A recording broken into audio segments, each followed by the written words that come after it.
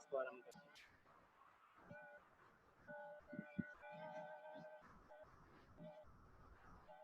ओम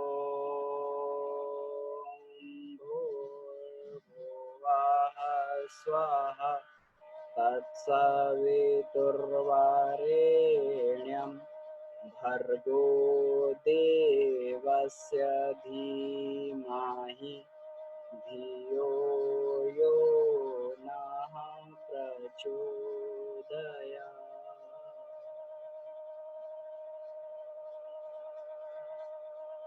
कल हम लोगों ने इस विषय पर चर्चा की थी कि शरीर में 10 अलग-अलग प्राणों का क्या महत्व होता है और वो कहाँ-कहाँ पर क्या-क्या काम करते हैं। हम लोग समझ सकते हैं कि प्राण का कितना बड़ा हमारे शरीर में रोल होता है। जैसे-जैसे हम लोग एक-एक कोश की तरफ बढ़ते जाएँगे, हम देखेंगे कि ये कोश कितना दूसरे कोश से कितना अधिक ये लाभकारी है, दूसरे कोश से कितना अधिक उपयोगी है। तो सीढ़ी बाय सीढ़ी हम लोग इसमें चढ़ते जाएँगे। हम लोगों ने परसों चर्चा की थी कि प्राण अर्ध चैतन्य तत्व होता है। ये आत्मा और शरीर को बांध के रखता है। कल हम लोगों ने चर्चा की कि शरीर में जितनी भी हम लोग फिजिकल एक्टिविटीज देखते हैं, जितनी भी हम लोग शारीरिक क्रियाएं देखते हैं, वो सारी की सारी क्रियाएं प्राण के द्वारा ही संचालित होती हैं। और केवल शारीरिक क्रियाएं ही नहीं, फिजिकल एक्टिविटीज नहीं, मन की बहुत सारी क्रियाएं ये प्राण के प्रभाव से संचालित होती हैं। प्राण जैसा भी रजोगुणी, तमोगुणी, सतोगुणी है, वैसा ही मन उस तरीके से उस ओर चलना चालू कर देता है। प्राण अगर तमोगुणी हो जाए तो मन आलस्य प्रमाद में से घिर जाता है, शरीर लुंज पुंज बना रहता है और मन में प्रमाद आ जाता है। कोई काम कितना भी उपयोगी हमारे लिए हो, उसको टालते रहने का मन करता है, इसको प्रमाद बोलते हैं।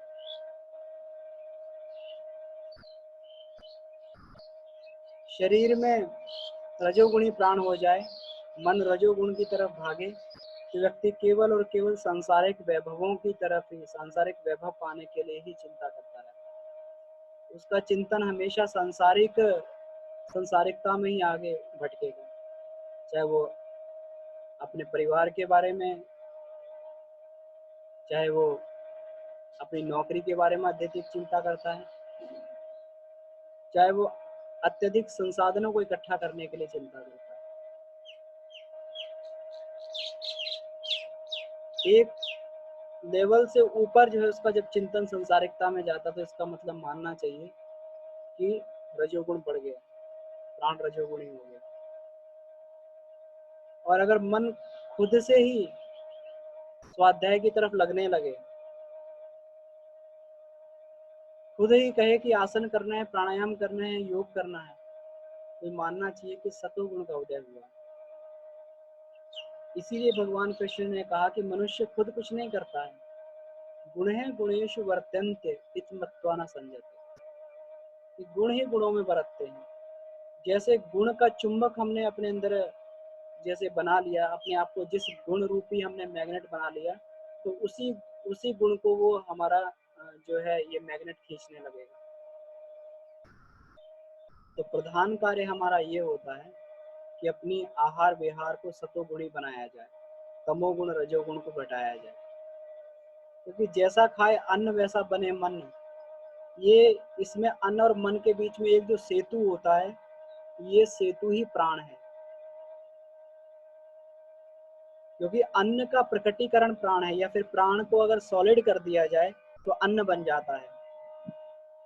भगवान कृष्ण ने गीता में कहा है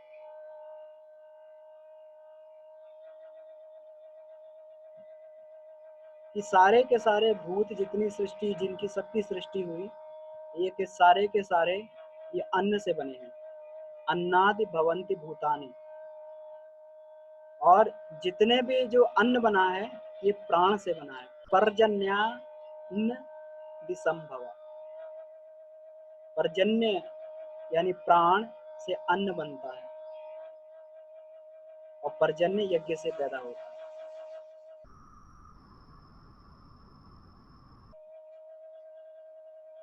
तो अगर हम अपने मन को वश में करना चाहते हैं, मनोमय कोश में अगर जाना चाहते हैं, अगर मनोमय कोश की साधनाओं को ठीक से करना चाहते हैं, तो हमें सबसे पहले प्राणमय और अन्नमय को बैलेंस्ड करना होता है। अगर इसको बैलेंस नहीं करेंगे तो फिर वहाँ की साधनाएं नहीं होती। लोग कहते हैं हमारा जप में मन नहीं लगता है, मन बहुत भटकता है, या जप में हमें नींद आ जाती है। जिनका जप में मन बहुत भटकता है, मन बहुत उछल कूद मचाता है, एक पॉइंट पे टिकता नहीं है, एक चिंतन पर टिकता नहीं है, तो इसका मतलब ये है कि शरीर में रजोगुण अधिक बढ़ा हुआ है। हमारा अन्नमय कोश अभी प्यूरिफाई नहीं हुआ है, क्योंकि दो ही कारण होते हैं, या तो फिर शरीर बाधा उत्पन्न करेगा, हम सही से बैठ नहीं पाएंगे किसी आसन में, या फिर मन बहुत अधिक चंचल हो जाएगा। और अगर ध्यान में बैठकर नींद आती है, अगर किसी को नींद आ जाए, तो इसका मतलब ये हुआ कि उस व्यक्ति का प्राणमय कोश कमजोर है। क्योंकि ध्यान में जैसे ही संकल्प, बड़े बड़े संकल्प किए जाते हैं, क्योंकि जितनी ऊर्जा शरीर को चाहिए होती है, उससे कहीं अधिक ऊर्जा, कई गुना ऊर्जा मन को चाहिए होती है।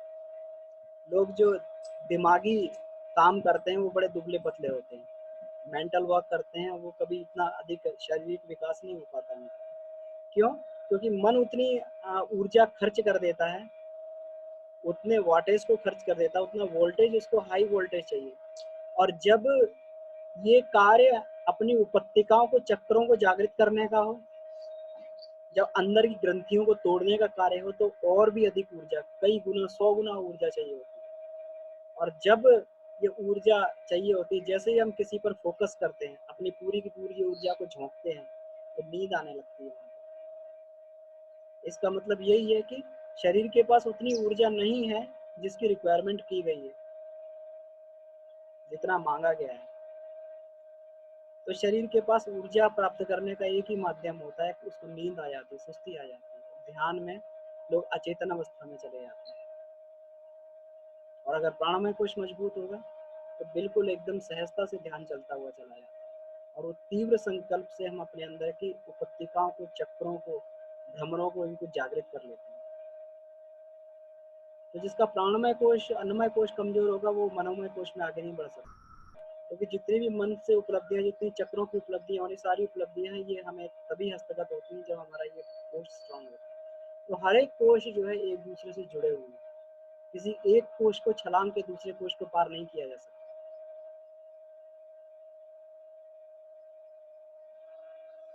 तो कल हम लोगों ने ये सीखा कि कौन से शरीर में, जिस अंग में भी अगर दिक्कत है, तो उस अंग में कौन से प्राण को स्ट्रॉन्ग कर लिया जाए, तो वो हमारा ऑर्गन जो है, या शरीर का हिस्सा, वो सही काम करने लगता है।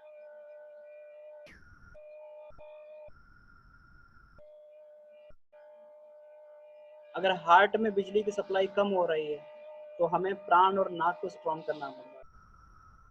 अगर पेट में, अगर हमारा भोजन मेटाबॉलिज्म सही नहीं है, तो हमें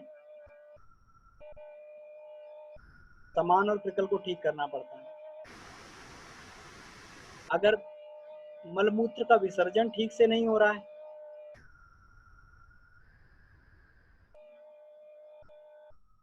कामुकता, काम वासना अधिक हावी हो रही है, तो हमें उस स्थिति में अपने अपान और कूर्म को ठीक करना पड़ता है।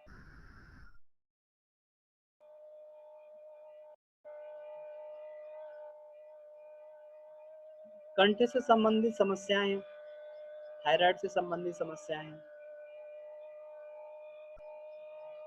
या फिर रिद्धियों सिद्धियों को प्राप्त करना है, संपदा, हमारे डिसीजन ठीक नहीं है, अभाव की कंडीशन बनी हुई है, अभाव की परिस्थितियां बनी हुई हैं, तो उस स्थिति में हमें उदान और देवदत्त, जो गले में प्राण होता है, उसको ठीक करना पड़ता है। अगर चिंतन में मन नहीं लगता, नेगेटिव थिंकिंग होती है, स्वाध्याय में मन नहीं लगता है, ध्यान में मन नहीं लगता है, योग में मन नहीं लगता, हमारी रचनात्मक शक्ति कमजोर है, हमारी क्रियात्मक शक्ति कमजोर है, क्रिएटिविटी हमारे अंदर नहीं है, तो उस स्थिति में फिर व्यान और धनंजय को ठीक किया जाता है।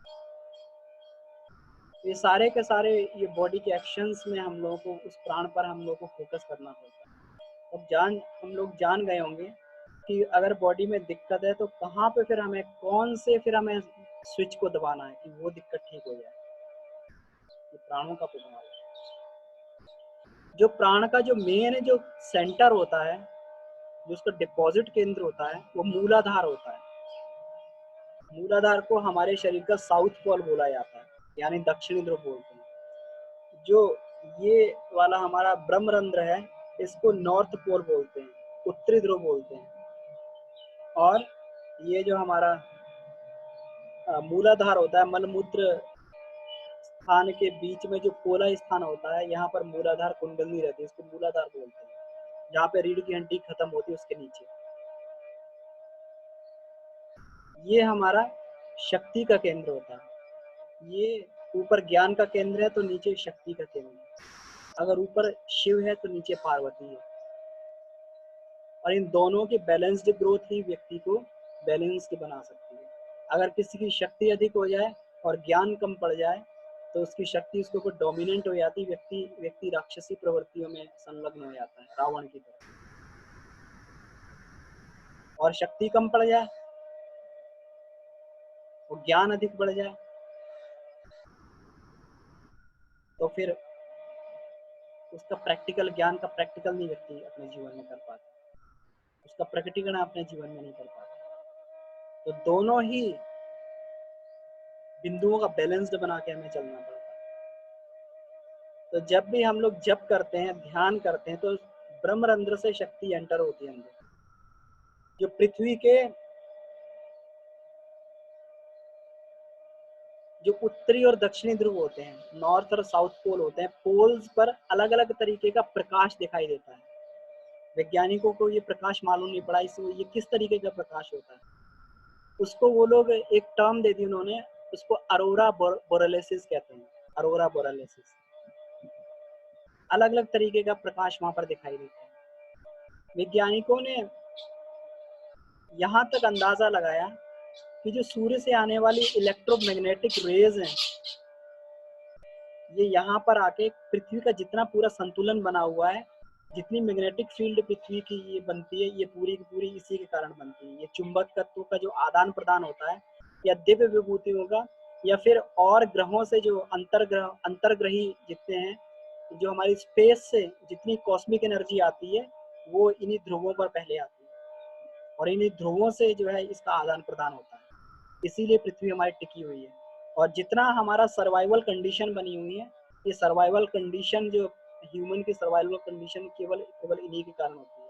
तो नॉर्थ पोल और साउथ पोल का पृथ्वी में बहुत महत्व है, और ये नॉर्थ पोल और साउथ पोल का हमारे शरीर में भी बड़ा महत्व होता है। जितना भी ज्ञान का केंद्र है वो हमारा सहस्त्रार, और जो भी शक्ति हमारे अंदर एंटर होती है वो कहाँ से एंटर होती है, यहाँ से सहस्त्रार से एंटर होती है। जो प्राण हमारे सहस्त्रार से आता है और मूलाधार से फिर उसका डिस्ट्रीब्यूशन होता है, वहां पर डिपॉजिट होता है और मूलाधार से डिस्ट्रीब्यूशन हो जाता है। जो व्यक्ति ब्रह्मचर्य का पालन नहीं करता, क्योंकि मूलाधार डिपॉजिट केंद्र है और वहीं पर जो है वहां के अंग को उत्तेजित करता है, काम उत्तेजना पैदा हो जाती है। और अगर उस प्राण का ऊर्ध्वागमन नहीं किया जाए तो प्राण जो है धीरे धीरे हमारा काम वासना में क्षरण हो जाता है।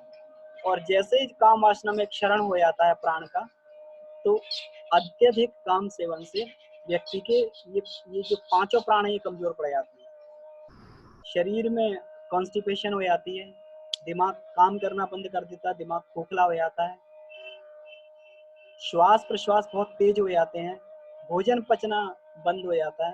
तो ये सारा के सारा बिजली अगर ये नीचे मूलाधार में खर्च कर दी जाए काम वासना में, काम सेवन में, तो फिर ये पूरे के पूरे शरीर का सिस्टम फिर गड़बड़ा जाता है। तो डिपॉजिट केंद्र जो है ये मूलाधार प्राण का, और यहीं से फिर योगी प्राण का ऊर्ध्वागमन करते हैं, क्योंकि प्राण की सहज गति नीचे की तरफ होती है। जैसे जल की सहज गति नीचे की तरफ होती है, जल और मन की एक गति ये नीचे को जाए, बड़े जतन से राखिए तब ऊपर को आए। बड़ा यत्न करना पड़ता है इसको फिर जो है ये ऊपर ले जाने के लिए। पानी को नीचे गिराना सहजता से गिर जाएगा, ऊपर चढ़ाना तो मोटर लगानी पड़ेगी पानी को। और इसी मोटर को अगर अंदर इसमें अपने अंदर लगाया तो इसी मोटर को साधना बोला जाता है। ब्रह्मचर्य से शक्ति को संचित करके और फिर जब आसन प्राणायाम द्वारा हम इसको, जप ध्यान द्वारा हम इसको ऊर्ध्वगामी बनाते हैं ऊर्जा को। और जब ये ऊर्ध्वगामी ऊर्जा बनती है तो ये फिर काम बीज जो है ये ज्ञान बीज में परिवर्तित हो जाता है। हमारी सेक्स एनर्जी, हमारी सेक्स एनर्जी का रूपांतरण हमारा जो है ये नॉलेज में हो जाता है, काम का रूपांतरण प्रेम में हो जाता है। क्योंकि ये काम ऊर्जा है ग्लू का काम करती है। ये दो दो ह्यूमन बॉडीज को आपस में बांध के रखती है। पति पत्नी में जितना दाम्पत्य सहचर्य होता है ये केवल और केवल ये कूर्म और अपान के कारण होता है। जिनका अपान और कूर्म, क्योंकि ये पुरुष में अपान प्राण जो है ये प्रभावी होता है और स्त्री में कूर्म प्राण प्रभावी होता है। तो दोनों के सम्मिलन से ये दोनों ऊर्जा का ट्रांसफर आपस में होता है और यही ऊर्जा जो है एक दूसरे को बांध के रखती है। तो अगर अत्यधिक इस ऊर्जा का क्षरण होगा तो फिर आपस में जो है जो एक ये चुंबकत्व ये खत्म होने लगता है और लड़ाई झगड़ा पति पत्नी में चालू हो जाता है। तो इस काम ऊर्जा को अगर संरक्षित करके अगर इसका ऊर्ध्वगमन किया जाए तो पति पत्नी के दाम्पत्य में असीम प्रेम पैदा हो जाता है। इसी को काम ऊर्जा का, ये पति पत्नी में नहीं, किसी भी हमारे जितने भी हमारे संबंध है ये सब संबंधों का मूल जो है ये काम ऊर्जा का रूपांतरण प्रेम में हो जाना है। व्यक्ति धैर्यवान बन जाता है, सहिष्णु बन जाता है।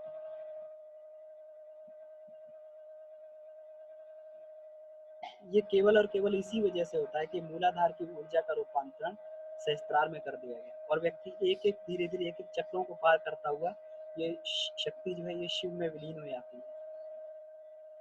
और फिर जो है जब ये शक्ति शिव में विलीन होती है तो व्यक्ति कहते हैं कि उसका सहस्त्रार जग गया तो असंख्यों असंख्यों कलाओं का स्वामी हो जाता है। तो हम लोग ये देख रहे हैं जो इसमें ये देख रहे हैं कि इसमें मूलाधार से ये हमारी अलग अलग 10 नाड़ियां निकलती हैं और ये अलग अलग 10 नाड़ियां जाकर ये कहाँ कहाँ पर ये इनके एग्जिट पॉइंट कहाँ पे होते हैं। उद्गम स्थान तो सबका मूलाधार में होता है लेकिन एग्जिट पॉइंट कहाँ से होते हैं, ये सहस्त्रार में। सहस्त्रार का जो है ये सुषुम्ना का एग्जिट पॉइंट सहस्त्रार में होता है। सुषुम्ना अगर खुलती है तो सहस्त्रार में खुलती है। अगर यहाँ से ऊर्जा चले तो सहस्त्रार में ऊर्जा पहुंच जाती है। इडा बाएं हाथ में, पिंगला दाएं हाथ में, हस्तजीवा मूलाधार से शुरू होकर दायां नेत्र, गांधारी बायां नेत्र, पूषा दायां कान, यशस्वती बायां कान, अलम्बुसा मुंह और पुहु जनेन्द्रियां, शंकिनी मूल स्थान। तो हम देखते हैं कि अगर ऊर्जा को बचाया जाए तो ये ऊर्जा किस तरीके से कहाँ कहाँ किस नाड़ी में होकर किन अंगों में पहुंच जाती है और हमारा कौन कौन से ऑर्गन्स जो है फिर स्ट्रांग होने लगते हैं। हम लोग कहते हैं कि प्राणवान व्यक्ति जो अधिक प्राणवान होता है उसकी आंखों में से इतना तेज निकलता है कि सामने वाला प्रभावित होता है। वो इसीलिए प्रभावित होता है कि उसकी ऊर्जा का ऊर्ध्वगमन चालू हो गया। गांधी जी के सामने जब कोई व्यक्ति जाता था या बुद्ध के सामने कोई भी व्यक्ति, कितना भी खूंखार व्यक्ति आ जाता था, उनके नेत्रों में इतना तेज होता था कि व्यक्ति बिल्कुल एकदम उनके अपना हो जाता था, एकदम इतने उनके पास में बंध जाता था।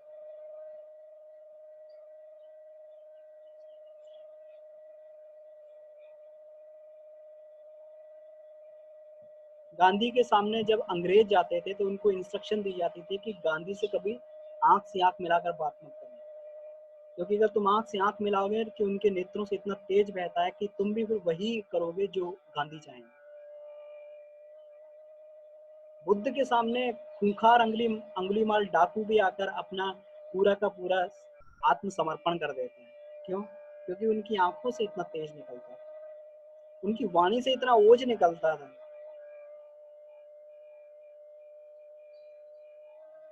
तो ये सारे के सारे ये अंग जो है हमारे प्राण के ऊर्ध्वागमन से, हमारे क्योंकि मूलाधार से शुरू होके वही इसका, इन सबको जो शक्ति मिलती है मूलाधार से मिलती है, और मूलाधार से शक्ति मिलके फिर आगे प्रकटीकरण होता है सभी अंगों में।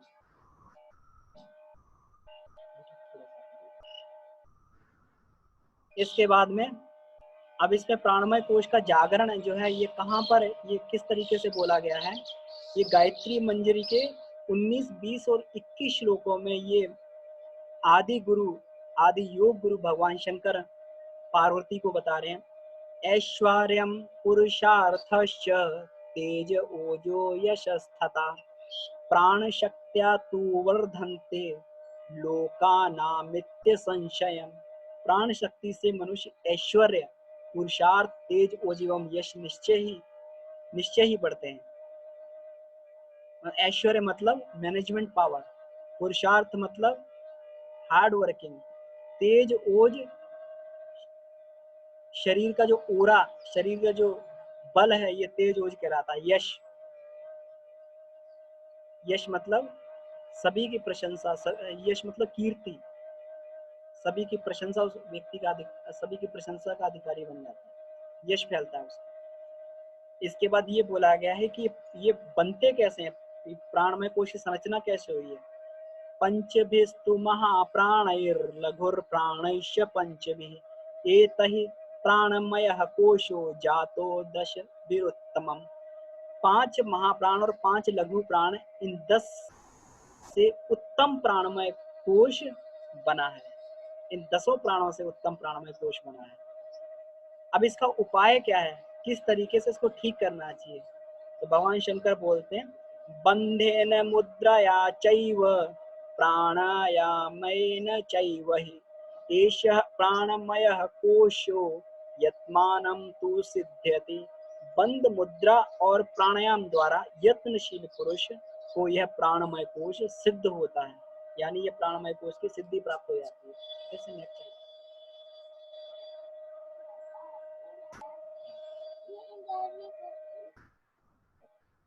तो इसमें इस तरीके से ये हमारा प्राणमय कोश इससे स्ट्रांग होता है।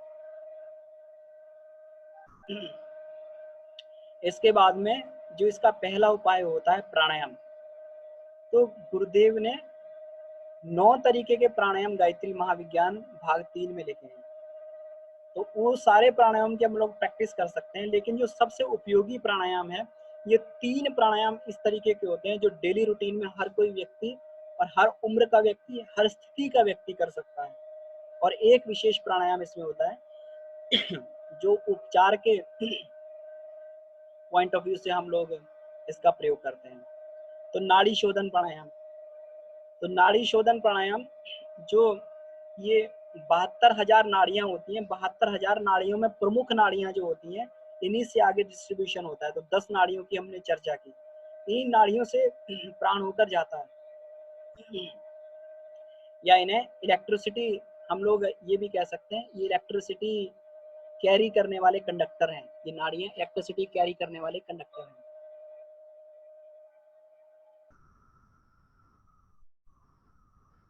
बेटा इससे ना ये नेट बंद हो जाना चाहिए। तो ये जो नाड़ी शोधन प्राणायाम, नाड़ी शोधन जो अपन अभ्यास करते हैं, ये अभ्यास अपन लोग प्रारंभ वाले दिन से करते आ रहे हैं।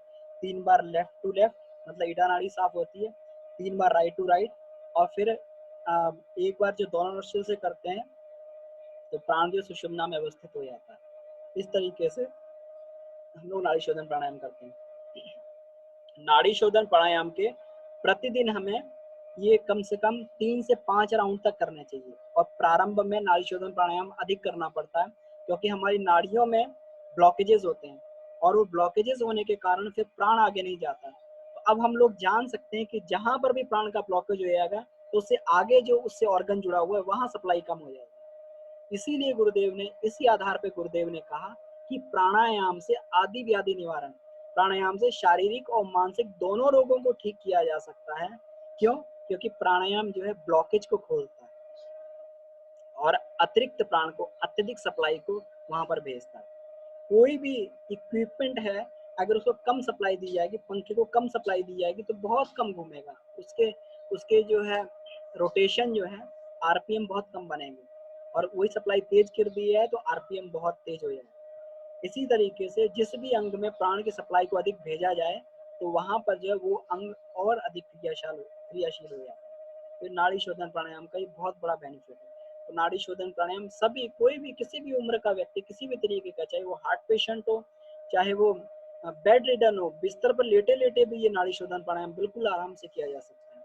लेकिन इसमें ध्यान एक ही रखना होता है कि हमारी उस समय रीढ़ की हड्डी, जो हमारी स्पाइन है, स्पाइन सीधी रहे, क्योंकि स्पाइन में ही ये सारे के सारे तार रहते हैं और वहीं से निकलते हैं। और अगर स्पाइन हमारी टेढ़ी मेढ़ी होगी तो वहां पर रेजिस्टेंस फॉर्म हो जाता है, वहां पर अवरोध आ जाता है। तो इसको जो है हम इसको ध्यान रखेंगे, कमर हमेशा सीधी रखें।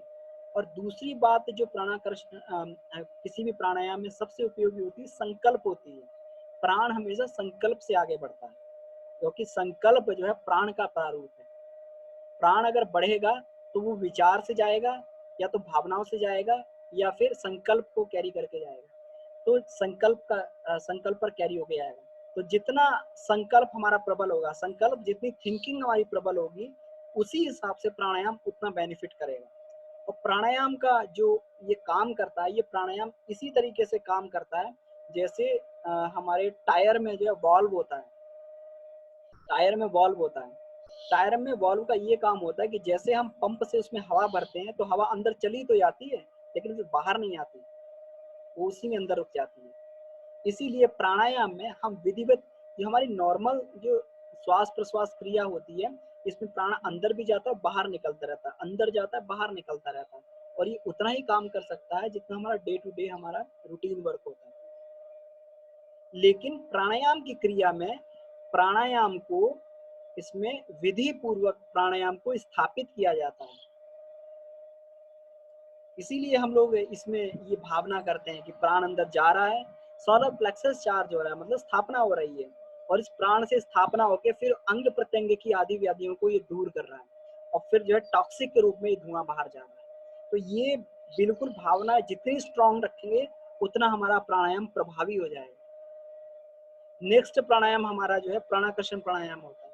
तो प्राणाकर्षण प्राणायाम जो है ये युग ऋषि की इस समय की खोज है। तो ये उग्र प्राणायाम व्यक्ति भस्त्रिका हो चाहे कपालभाति हो, इस तरीके के अभ्यास जो है जो स्टार्टिंग का व्यक्ति वो नहीं कर पाएगा, और हर समय ये अभ्यास नहीं किए जा सकते। लेकिन प्राणायाम, प्राणाकर्षण प्राणायाम को चलते फिरते भी किया जा सकता है। अब चलते फिरते अगर ये अभ्यास करते रहें कि सांस, ये भावना करते रहें प्राण अंदर जा रहा है, ये पूरे रोम रोम में फैल रहा है और टॉक्सिक बाहर आ रहा है, तो देखिए आपका हर एक श्वास जो है प्राणायाम बन जाएगा। इतना जबरदस्त है प्राणाकर्षण प्राणायाम। और अगर प्राणिक हीलर जो होते हैं, प्राणिक हीलर के लिए सबसे जो मेजर सोर्स होता है, ये प्राणाकर्षण प्राणायाम ही सबसे मेजर सोर्स होता है। गुरुदेव ने प्राणाकर्षण की सुगम प्रक्रियाएं गायत्री महाविज्ञान भाग 3 में दी, उसे जरूर पढ़ें। हम लोग पूरा चर्चा नहीं कर सकते, हम लोग सारे प्राणायाम की चर्चा नहीं कर सकते यहाँ पर, इसलिए क्योंकि टाइम की लिमिटेशन है हमारे पास में। तो इसलिए आप जरूर पढ़ें उसको, अलग अलग तरीके के प्राणायाम, और कोई क्वेरी हो तो उसको यहाँ पे डिस्कस किया जा सकता है। तो प्राणायाम, प्राणाकर्षण प्राणायाम बहुत ही प्रभावी प्राणायाम है। धीरे धीरे हम लोग प्राणाकर्षण प्राणायाम को बढ़ाते रहना चाहिए, और कम से कम 50 प्राणायाम पर ये सिद्ध हो जाता है प्राणाकर्षण प्राणायाम। तो इसको 50 राउंड्स तक ले जाना चाहिए, और 50 राउंड्स करने में अधिक से अधिक 15 मिनट लगते हैं। इसीलिए मैंने उस दिन चर्चा की थी कि आसन को प्रतिदिन करके हमें सिद्ध कर लेना चाहिए, ताकि 40-45 मिनट के अभ्यास हमारे 15 मिनट में आ जाए। फिर उसको जो समय बचा है तो प्राणायाम में लगा दें, और प्राणायाम में अगर हमारा समय बच रहा है तो फिर उधर ध्यान में लगा दें। तो धीरे धीरे हमें इस तरीके से कोशों पे पार करना है, क्योंकि समय, हमारे पास समय की सीमा है। हमारे पास अगर 1 ही घंटा है तो 1 ही घंटे में सारे कोशों का अभ्यास हमें करना है। तो इसलिए समय की सीमा है। तो नियमित रूप से, निरंतर रूप से अगर वो अभ्यास करेंगे तो ये अभ्यास सिद्ध होने लगते हैं। आसन में ठीक पोस्चर बनने लगा तो हमारा अभ्यास सिद्ध हो गया। तो उसमें फिर हम लोग आसन में टाइम घटा के, क्योंकि जो हमें 15 मिनट में जो बेनिफिट मिल रहा था वो 5 मिनट में या 2 मिनट में बेनिफिट मिलने लगता है, तो यहाँ समय बचने लगता है। फिर प्राणायाम में प्राणमय कोश को जो है फिर जागृत करने में समय लगाया जाए, और फिर प्राणाकर्षण का भी अभ्यास हो जाए, तो उसमें श्वास प्रश्वास का जो है अभ्यास हो जाए। जब ये 2 in 1 3 in 1 हो जाए तो फिर ध्यान में समय लगाया जाए, जप में समय लगाया जाए। तो इस तरीके से एक कोश हमेशा डोमिनेंट रहता है, बाकी चारों कोशों को हम साथ में लेके चलते हैं। और एक कोश हमें हमें डोमिनेंट रखना पड़ता है, जिसमें हम रिसर्च करते हैं, जिसमें हम लोग काम कर रहे होते हैं। तो इसके बाद नेक्स्ट हमारा सोहम प्राणायाम आता है।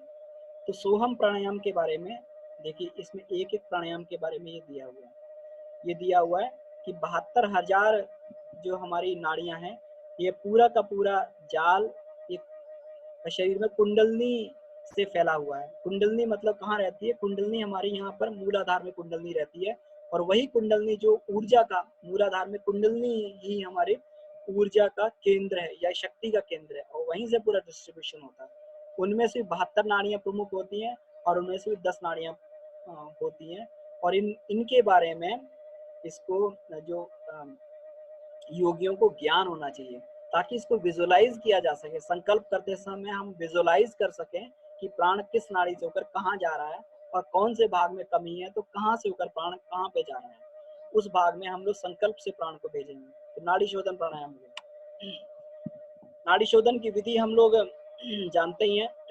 तो सबसे पहले हम लोग दाई नासिका को बंद करते हैं, और बाई नासिका से हम लोग रेचक और पूरक 3 बार करते हैं, और 3 बार करने के बाद में हम लोग फिर बाई नासिका से को बंद करके दाई नासिका से रेचक पूरक करते हैं, और फिर दोनों नोस्ट्रल से सांस भर के और फिर मुंह से निकाल देते हैं। तो 7 बार के राउंड में एक हमारा नाड़ी शोधन पूरा होता है। प्राणाकर्षण प्राणायाम में ये सबसे सरल प्राणायाम है, और इसके चरण क्या होते हैं? प्राणाकर्षण, सबसे पहले प्राण को खींचा गया, तो प्राण मंथन किया गया। प्राण मंथन किया गया मतलब अंदर जा रहा है प्राण, और पूरे के पूरे हमारे शरीर में अंदर जाके एक एक रोम रोम में जाकर वहां पर मंथन कर रहा है। वहां पर जाकर जो है वो वहां के टॉक्सिक को जला रहा है, और फिर प्राण का अभिवर्धन हो रहा है। प्राण अभिवर्धन हो रहा है, प्राण का संवर्धन हो रहा है कि हमारा रोम रोम उस प्राण को सोख रहा है, और फिर ओजस, तेजस और वर्चस्व का हमारे अंदर जागरण हो रहा है। ओजस मतलब स्थूल शरीर का बल, तेजस मतलब सूक्ष्म शरीर का बल, और वर्चस्व मतलब कारण शरीर का बल। तो ये तीनों बल हमारे अंदर वृद्धि हो रही है। ये प्राणाकर्षण प्राणायाम करते समय हमें इसका ऐसा चिंतन करते रहना चाहिए। इसके बाद सोहम प्राणायाम होता है। सोहम के बारे में कहा गया है स्वचालित प्राणायाम होता है। स्वचालित प्राणायाम की चमत्कारी प्रक्रिया, यो सवादित्य पुरुष सो सावहम, यजुर्वेद में कहा गया है। वह जो आदित्य पुरुष है वही मैं हूँ, वही आत्मस्वरूप। सोहम मतलब अपने आप को ये भावना कीजिए कि मैं वही हूँ जो ब्रह्म है। ये भी प्राणायाम है। अपनी सांस के साथ में, हर एक अंदर जाती हुई सांस के साथ में सो की ध्वनि होती है, और जब रुका जाता है तो हल्की अ की ध्वनि होती है। तो वहां पर ब्रह्म भाव को जीव भाव में परिवर्तित किया जाता है, और हम मतलब जीव। तो मतलब जो ब्रह्म है वही मैं हूँ, जो ब्रह्म है वही मैं हूँ। इसको अजपा गायत्री भी बोलते हैं। जब व्यक्ति को जब अजपा गायत्री सिद्ध हो जाती है, तो उसकी सांस सांस में, हर एक सांस में वो एक गायत्री मंत्र का जप करने लगता है। तो भले ही वो चाहे बैठे चाहे ना बैठे, लेकिन उसकी हर एक सांस जो है एक गायत्री मंत्र का जप करती है। ये सोहम प्राणायाम की बहुत बड़ी महिमा होती है। तो ठीक है, तो ये आज का जो हम प्राणायाम की कक्षा यहीं पर समाप्त करते हैं। कल हम लोग जो है बंद और मुद्रा की चर्चा करेंगे, और कल नहीं, परसों हम लोग बंद और मुद्रा की चर्चा करेंगे, ताकि परसों हम लोग प्रयास करेंगे कि प्राणमय कोश हमारा समापन हो जाए। तो कल 30 है, परसों 1 तारीख है। तो 1 तारीख तक हमारा प्राणमय कोश खत्म हो जाएगा। फिर मनोमय कोश को हम 2 और 3 तारीख तक की हमारी क्लास चलेगी। 2 या 3 तारीख में हम लोग फिर जप और ध्यान की प्रक्रिया को ले लेंगे, क्योंकि जप और ध्यान में सबसे अधिक हमें डाउट्स और कंफ्यूजन्स होते हैं। तो जप और ध्यान की प्रक्रिया को हम लोग ये पूरा कर लेंगे। तो ठीक है, अब किसी का कोई प्रश्न है तो अपना हैंड रेज कर सकते हैं, या किसी का कोई प्रश्न है तो चैट में भी पोस्ट कर सकते हैं। विवेक भैया, अगर किसी कोई प्रश्न है तो अनम्यूट कर देंगे।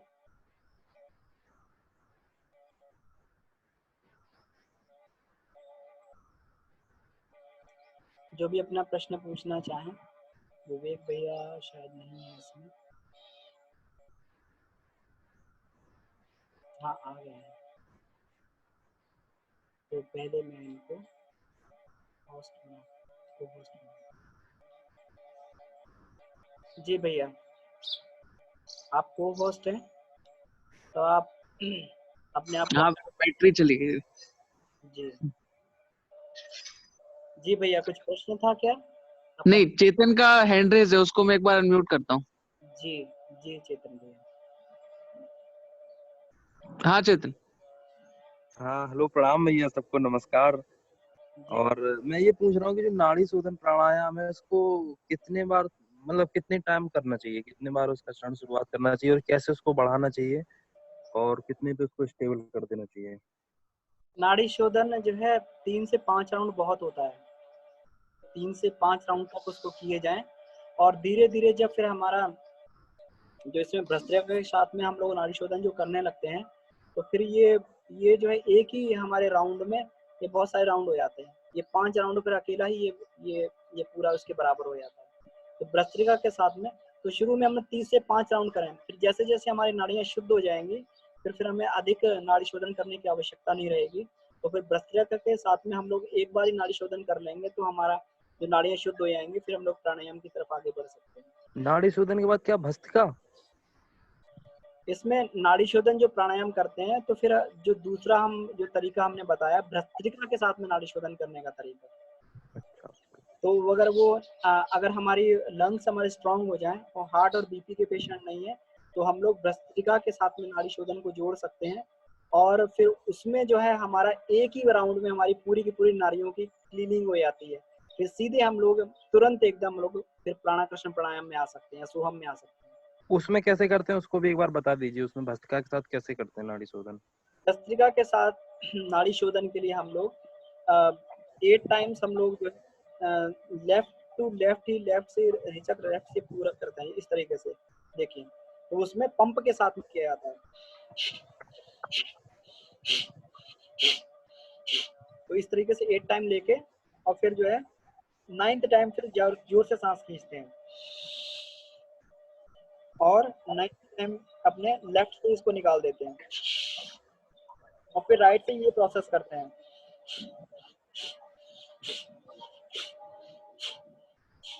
8 टाइम्स करने के बाद में लंबी गहरी सांस खींचते हैं, रोकते हैं और फिर छोड़ देते हैं। इसके बाद दोनों से करते हैं। 8 टाइम्स करने के बाद में लंबी गहरी सांस खींच के 9 टाइम, और इसको फिर मुंह से छोड़ देते हैं। तो भस्त्रिका के साथ में नाड़ी शोधन हमारा होता है, तो एक ही राउंड में हमारी सारी की सारी और फिर नाड़ी। इसमें बंद बंद कब लगाते हैं इसमें? बंद इसमें जब हम लोग 8 टाइम करके जब सांस को बाहर रोकते हैं, तो उस समय अंत कुंभक में एक बार बंद लगा लेते हैं। फिर 9th टाइम जब इनहेल करते हैं, तो फिर बाहरी कुंभक में एक बार बंद लगा लेते हैं। तो एक बार इसमें अंत कुंभक में, एक बाहरी कुंभक में बंद लगा लेंगे। तो इसमें 3 बार हम लोग रोटेट करते हैं तो 3 बार बंद लगेंगे हमारे, 3 बार 2-2 बंद लगेंगे। जी बिल्कुल, 3 बार 2-2 बंद लगा सकते हैं। तो इसमें 9 बार ही करना है, मतलब शुरुआत में 5 बार से ऐसे कुछ कर सकते हैं क्या, मतलब शुरुआत में जैसे नहीं हो रहा है? हाँ, तो कम भी कर सकते हैं, हाँ ठीक। कम भी कर सकते हैं। वो अपनी ठीक सुविधा के ऊपर, कभी भी कहीं हमें जोर जबरदस्ती नहीं करनी है किसी भी सिचुएशन में। ठीक है भैया, थैंक यू। जी धन्यवाद भैया, प्रणाम। प्रणाम। जी जी प्रणाम भैया। भैया प्रणाम। जी नितिन हाँ भाई। हाँ भैया, मुझे ना ये जानना है कि जैसे कि अगर जब में अगर मन ज्यादा नहीं लगता तो उसके लिए जो है कौन से प्राण का जो है संवर्धन में अधिक करना चाहिए हमें, और कौन सा प्राणायाम करना चाहिए उसके लिए? एक तो हमें उसमें ये देखना चाहिए कि वैसे तो ये होता है कि जब सुबह का जो संध्या टाइम होता है, सुबह के संध्या के समय में प्राण अपने आप सुषुम्ना में चल रहा होता है, और शाम की संध्या के समय में भी ये संध्या का विशेष प्रभाव पड़ता है। इसीलिए कहते हैं संधि बेला जो होता है उससे मनुष्य के शरीर में भी चेंजेस हो जाते हैं, प्राण का प्रभाव भी जो है अपना चेंज कर लेता है। तो उस समय हमारा जो सुषुम्ना में प्रवाह चल रहा था, व्यक्ति न इड़ा में रहता है ना पिंगला में रहता है, सुषुम्ना में रहता है। तो एकदम हमारा ध्यान जो है बिल्कुल एकदम लगने लगता, मन लगने लगता है। और अगर हमारे उस समय जप और ध्यान करते समय अगर हमारी सूर्य नाड़ी चल रही है, या फिर हमारी ये जिसे पिंगला नाड़ी बोलते हैं ये चल रही, तो मन में चंचलता बहुत अधिक बढ़ जाती है, तो मन फिर शांत नहीं रहता है। तो जितने भी उग्र काम होते हैं ये हमेशा पिंगला नाड़ी जब एक्टिवेट रहे तब करते हैं। और जितने भी शांत वाले काम होते हैं ये हमेशा, जैसे डिसीजन मेकिंग हो गया, कहते हैं ना शांति से सोचो बैठ के, तो वो उसका मतलब ये हुआ कि चंद्र नाड़ी उस समय चलनी चाहिए, हमारा लेफ्ट वाला जो श्वास उस समय चल रहा होता है, चलना चाहिए। तो उसके लिए हमें क्या है कि अगर नहीं है तो लेफ्ट वाले श्वास को हमें चालू कर लेना चाहिए, मन अगर बहुत अधिक भटक रहा है तो इसको ईडा चालन बोलते हैं। लेफ्ट से सांस लें, राइट से छोड़ दें, लेफ्ट से सांस लें, राइट से छोड़ दें। तो धीरे धीरे ये अभ्यास से हमारी ईडा नाड़ी चालू हो जाती है। ईडा नाड़ी चालू हो जाती है तो हम लोग फिर जप में मन अधिक नहीं भटकता है। तो ये हुआ।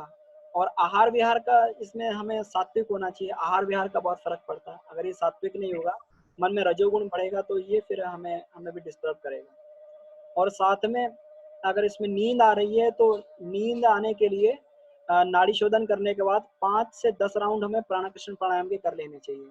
तो फिर हमें जो है प्राण अधिक मात्रा में हमारे यहाँ अंदर संचित हो जाता है, फिर नींद आने की समस्या भी धीरे धीरे दूर हो जाती है।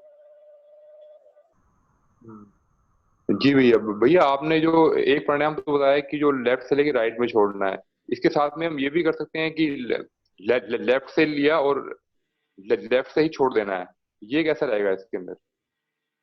ये भी ठीक रहेगा, इसको ईडा चालन बोलते हैं। लेफ्ट से इसमें लेफ्ट से लेके राइट में छोड़ दीजिए तो ये भी बढ़िया है, इसको ईडा चालन बोलते हैं।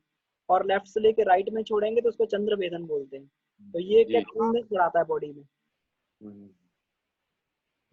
जी जी भैया, ठीक है भैया, धन्यवाद। धन्यवाद। अंबुज भैया का भी हैंड रेज है, उनको अनम्यूट कर रखा। जी जी भैया, जी भैया प्रणाम।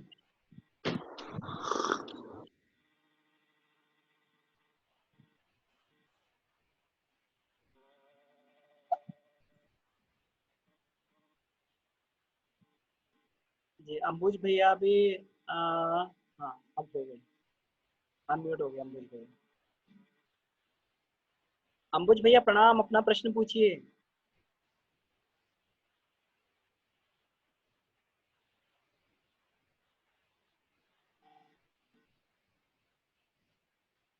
अंबुज भैया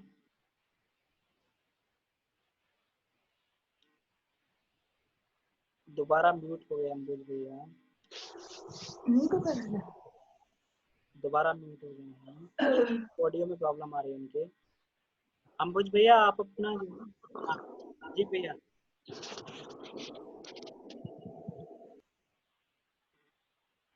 अंबुज भैया आप अनम्यूट हैं, पूछिए या फिर चैट में डाल सकते हैं अपने अपने प्रश्न को। भैया विवेक ही बोल रहा हूँ। ये जैसे सोहम प्राणायाम है, जी आगे भी जैसे जाते हैं तो सोहम साधना भी आ जाती है विज्ञान में, कोश में शायद। जी तो इन दोनों में सिमेट्री है क्या, मतलब दोनों एक ही चीज रहती है क्या? सोहम प्राणायाम जो है ये ये ये इसको ये मान सकते हैं कि सोहम की पहली स्टेज है, सोहम साधना की पहली स्टेज है। तो इसमें जब प्राणायाम करते हैं तो क्योंकि इसमें क्रिया जुड़ी हुई है, तो सांस पे कंसंट्रेट करते हैं, तो जब भी कोई भावना में क्रिया की जाती है तो मन लगने लगता है, क्योंकि मन जो है क्रिया, जिस तरफ क्रिया की जाए उस तरफ लगने लगता है। जैसे शुरू में लोगों को जप करने का अभ्यास नहीं होता है, मन भटकता है तो माला पकड़ा दी जाती है, माला से जप किया जाए। लेकिन जब वो सबकॉन्शियस माइंड में इतना फिट हो जाए कि जैसे शुरू में जब कोई व्यक्ति गाड़ी चलाता है तो सारा का सारा ध्यान अपना गाड़ी चलाने में लगाता है, और जब वो सबकॉन्शियस माइंड में फिट हो जाए तो वो गाड़ी फिर स्वतः चलाता रहता है। मन कहीं और चल रहा होगा लेकिन गाड़ी की स्टीयरिंग अपने आप मुड़ने लगती है। तो जब ये हमारे बिल्कुल अवचेतन मन में अवस्थित हो जाता है, तब फिर उस समय फिर ये प्राणायाम की क्रिया करने की आवश्यकता नहीं रहती। तो ये सोहम भाव जो है अपने आप धीरे धीरे ये अंदर जागृत होने लगता है। तो शुरू में इसको प्राणायाम के साथ श्वास की क्रिया के साथ इसकी अभ्यास किया जाता है, ताकि इससे प्राण बल का भी संवर्धन होता है और हमारी जो है क्रिया भी साथ में होने की वजह से हमारा मन या भावना उधर लगी रहती है। ठीक है भैया। क्रिया का संयोग इसीलिए किया जाता है, क्योंकि भावना रहेगी तो फिर मन भाग जाएगा इधर उधर। ठीक है, निशी दी को अनम्यूट कर रखा है। भैया प्रणाम। दीदी प्रणाम। हाँ वो भैया अंबुज जी वाले उसमें ना आवाज नहीं जा रही थी। मेरा एक प्रश्न था भैया जी दीदी, कि आपने जो 10 नाड़ियां बताई हैं मुख्य, तो इन्हें नाड़ी शोधन द्वारा कैसे हम मतलब शुद्ध कर सकते हैं? जी तो ये 10 नाड़ियां जो हैं, हम लोग ये भाव करेंगे कि नाड़ी शोधन से जब इडा चालन करते हैं तो इडा से जो है ये इधर जितनी लेफ्ट और राइट साइड से दोनों कैनाल्स निकले हुए हैं दीदी, है ना। तो जी भैया। हम लोग जब ये चालन करेंगे, ये लेफ्ट से सांस लेंगे तो लेफ्ट से सांस ले रहे हैं तो ये फील करेंगे कि ये लेफ्ट साइड में जितनी हमारी नाड़ियां जुड़ी हुई हैं ये तेजी से प्राण उन नाड़ियों में बह रहा है। जैसे हम लेफ्ट साइड में सांस लेंगे तो ये प्राण को फिर आगे संकल्प करके फिर आगे नाड़ियों में जितनी उससे जो नाड़ियां निकली हुई हैं उनमें उनमें जो बह रहा है बहुत तेजी से। और जब राइट साइड में लेंगे तो राइट साइड की जितनी नाड़ियां जो इससे पिंगला से जुड़ी हुई हैं तो वो तेजी से साफ हो रही हैं। तो इसी तरीके से हम लोग जो है ये इडा और पिंगला में ये भाव करेंगे कि ये हमारी सारी की सारी नाड़ियां जो है इसी से शुद्ध हो रही है। जैसे प्राण एंटर कर रहा है तो ये फोर्स से दूसरे प्राणों में, जैसे ऐसा होता है कि जो मेन कैनाल होती है, मेन कैनाल में पानी आता है तो उसकी जो स्मॉल स्मॉल कैनाल निकली होती है सब में फिर वहां से पानी चलने लगता है, सारे स्रोतों में वहां से पानी चलने लगता है। जी भैया, धन्यवाद भैया। जी दीदी, संकल्प से हमें ले जाना पड़ेगा आगे, जितना जी जी संकल्प हमारा मजबूत होगा उतना। इसीलिए इसमें कहते हैं कि हमारा रोम रोम में प्राण जा रहा है। तो रोम रोम में प्राण इसी तरीके से जाता है कि एक एक नाड़ियों से, जो हमारी 72,000 नाड़ियां हैं और वो 72,000 नाड़ियां हमारी 72,000 अरब सेल के साथ में जुड़ी हुई हैं। तो ये नाड़ियों से होता हुआ सेल में जाता है तो सारी नाड़ियों से प्राण बह रहा है, ऐसी हमें भावना करनी पड़ती है। जी, धन्यवाद भैया। जी धन्यवाद दीदी, प्रणाम दीदी। तो भैया अगर किसी का प्रश्न नहीं हो तो आज की क्लास को यहीं पर समाप्त किया जाए। हाँ भैया। ठीक है भैया, तो सभी से निवेदन है कि ये बहुत बड़ा सहयोग हम लोगों को प्राप्त हुआ है और ये आकाशीय विद्या, गुरुदेव की दी हुई विद्या है, पंचकोशीय विद्या, जो इस धरती पर लुप्त विलुप्त हो गई थी। तो अपने बच्चों को तारने के लिए, अपने बच्चों की प्रगति जो है वो एकदम फिक्स्ड टाइम में प्रगति करने के लिए गुरुदेव ने इस विद्या का, इस युग के शिव बनकर इस विद्या का अवतरण किया। तो हम लोग जरूर प्रैक्टिस करें, थ्योरी से काम नहीं चलेगा, रोज प्रैक्टिस करें। आसन प्राणायाम बंद मुद्रा जप ध्यान जितना भी हमसे हो सके जरूर प्रैक्टिस करें। हमें 2 घंटे का समय, गुरुदेव ने ये कहा है कि 2 घंटे का समय अगर प्रतिदिन कोई लगाता है तो 10 साल में उसके 5 कोष सिद्ध हो जाते हैं।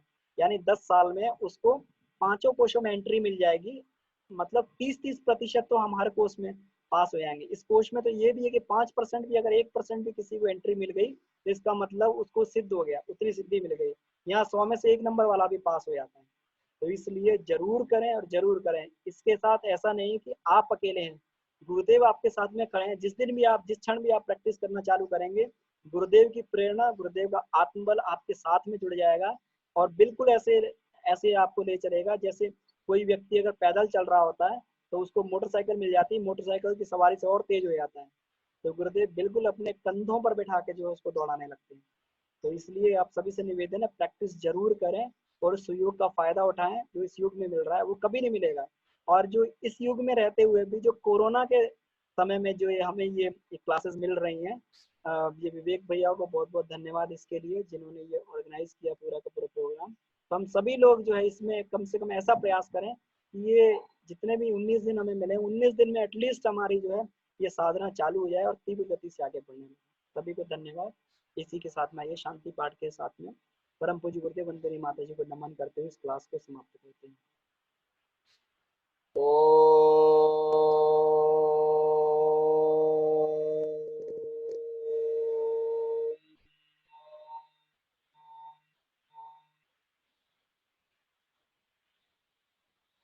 शांति शांति शांति।